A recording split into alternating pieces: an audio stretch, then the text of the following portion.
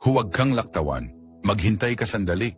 Nakikita kong may oras ka para manood ng sayawan at iba pang walang kabuluhang bagay. Pero maari mo ba akong bigyan ng 1 minuto para pakinggan? Marami na ang lumisan sa akin, pero nanatili ka. At labis akong nagagalak dahil dito. Nais kong makasama ka sandali. Maaari mo ba akong bigyan ng kaunting oras mo?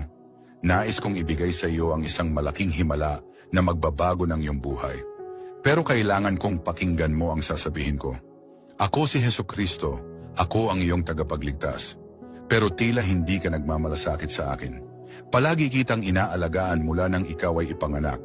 Pinagpala at iningatan kita mula sa maraming panganib na pwedeng ganap na magbago ng iyong buhay. Hindi kita kailanman iniwan at hindi kita iiwan kailanman. Aking anak na babae, maaari mo bang gawin ang isang bagay para sa akin? Ibahagi mo ang mensaheng ito sa pinakamaraming tao na kaya mo. Pakiusap, subukan mong gawin ito bago maghating gabi.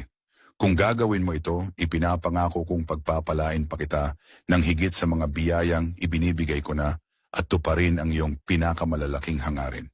Kaya ibahagi mo ito sa pinakamaraming tao na kaya mo at ako'y magpapasalamat magpakailanman. Mahal kita, aking anak. Mahal kita, aking anak na babae. Pagpalain ka nawa ng Diyos.